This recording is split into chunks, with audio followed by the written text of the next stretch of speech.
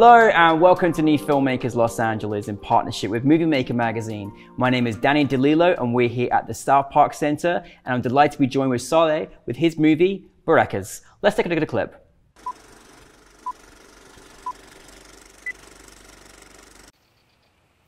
السيارة دايما بتعلق.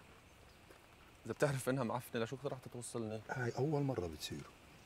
إيه ده؟ اسمع، ما أقدرش أخسر الطيارة، شكلي بدي أوصي على تاكسي. حاجة تخبص عاد أوصي على تاكسي، روح. بس بتصل بسليم الميكانيكي خلال كم من دقيقة بكونوا هون.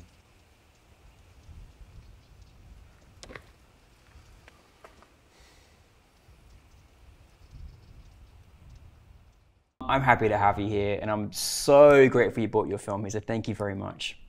Thank you. And we're doing this in person, which is lovely. For those that haven't seen your film, tell us the brief synopsis. It's about a father and his son. The father drives his son to the airport and then the car gets stuck on the way and they have a chance to reconnect. I mean, as I said to you offset, I love these stories that are so simple. You're taking your son to the airport and then there's a moment in time where your whole energy, your relationship can shift in such a powerful way. Your whole relationship and energy can shift in such a powerful way. Where did the inspiration come for you in turning this project into a film? When I was very young, my father was working the whole time. He didn't have a lot of time to really be present. So every Friday he would have a day off and then we would go together to fill his car with gas and then he would take me to a baker here and then I would eat buhekas batata, it's buhekas with mashed potatoes, and he would eat chocolate croissants, and that was like the main inspiration that day that we had together. Mm-hmm. And the whole theme of the son leaving and not living there and just, I don't know, the generational gap between the son and his father, and just like his father and just realizing that he's missing out on his son's life and trying to be part of it. Yeah. What I loved about your film, watching it, is that I really felt all those things you just said, those dynamics, the generational difference, you know, the kind of life that they're leading each differently as well.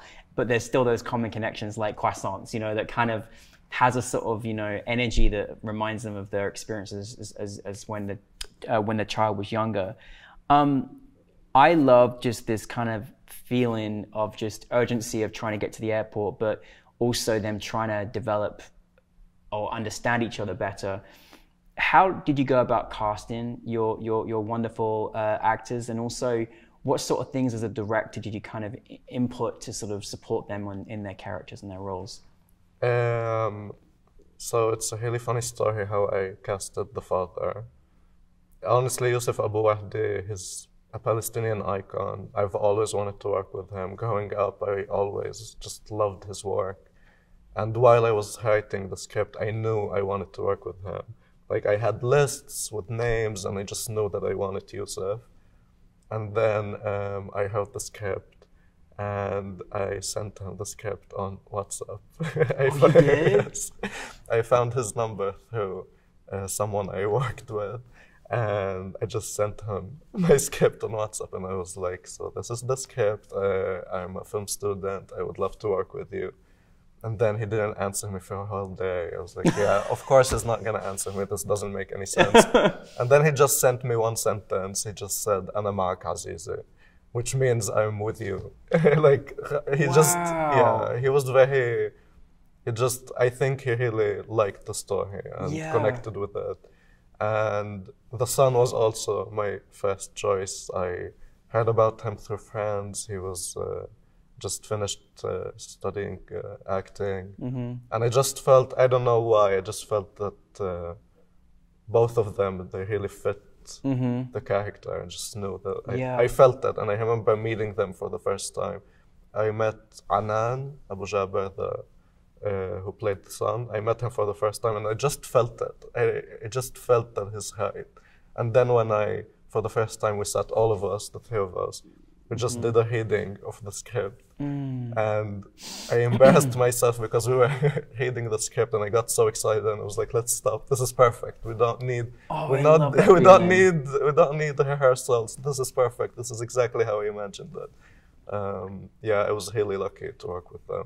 Yeah, no, I mean, again, this was all about trying to go to the airport. And I think one of the other things that I loved about the film as well is just sometimes the essence of pride. Like, I couldn't help but think for the father, you know, he was going to get his son to the airport, and it was like, let me take control here and make that work, right? And just that, the way I saw that as him trying to take over and get his son to the airport, but that was his way of showing his love. You know what I mean? That was his way. He could, you know, put it out there that he was trying to say, listen, I got you here, kind of thing, which I love seeing that dynamic too. What was kind of maybe some of the bigger challenges you had in making the project? To be honest, it was really weird for me to hide it in a way, because I feel like this is it's cliche to say this, but it was very personal. And while writing it, and then we were on set, and it was perfect for me. I felt like it was perfect, but it just felt like I'm pouring myself out there. And I remember, like, after finishing, I was just tired. I couldn't get out of bed for like a week. And it just felt like I'm exposing myself for some reason. And another thing that happened that was kind of hard, but also very funny in a way, the car that we used on set as the car that breaks down, it actually broke down on set, and we were supposed to move the car according to the sun because of lighting, and then we were stuck with the car just stuck there. No. And it just, life imitates art. Life imitates art. That is the question.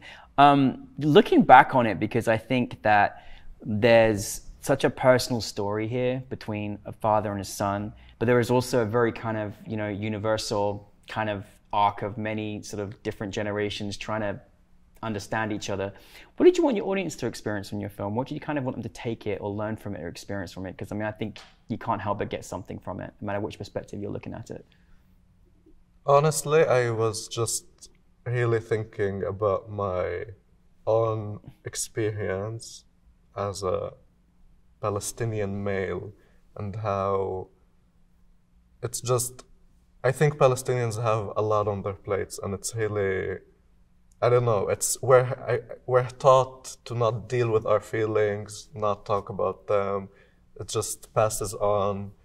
It's really hard to communicate, and I'm really happy that this very specific and small story can be universal. I did not expect that. I really thought that this story will be very, like this relationship, I really thought that only Palestinians will truly get. And I was shocked that other people got it. And I guess what I wanted people to understand is that, yes, even if it's hard to communicate, even if it's hard for us to talk with each other, it doesn't mean that we don't love each other, and doesn't mean that that we can't express that in other in other ways that aren't really classic. Absolutely. No, I mean, I think it's a tremendous film that, you know, many Palestinians can relate to and understand. I'm grateful that you made that film for them. And it's great that it universally opened up a lot of things. You probably sparked a lot of conversations now in families, which is great.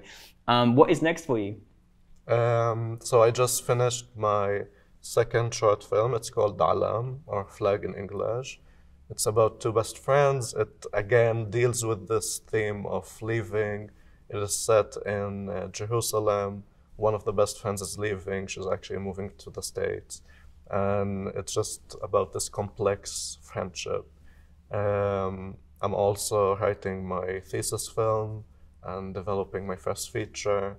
And I also work as an editor. So right now I'm editing a film with my friend. She's called Bisan TV. And it's about Silwan. It's a very specific neighborhood in Jerusalem where Palestinian families are in threat of displacement or demolishing of their houses.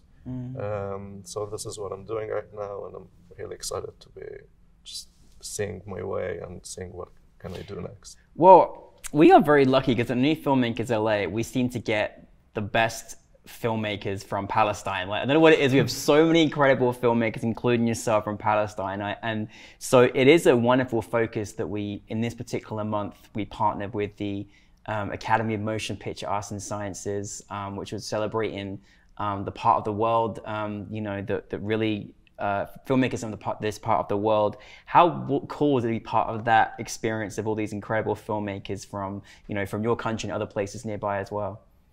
Honestly, it's been crazy. It was, I don't know, it was really fun to just see how we can all connect on different, like we're all different, but at the same time there's something that connects us. And it's really nice to see how a lot of our films have like similar themes. Like my film with the relationship between the son and his father, my friend Rahim's film, Mariam, where it's about, it's also with the intergenerational differences, and also her film is about grandson and his. It's really. It's awesome. There's a lot of different similarity of dynamics, isn't there, as well? I love it. Well, we're so grateful. I'm so excited that you've got so many projects that are up and coming, and well done, and for making this film and making an important story. So thank you very, very much. Thank you for having me. Thank you.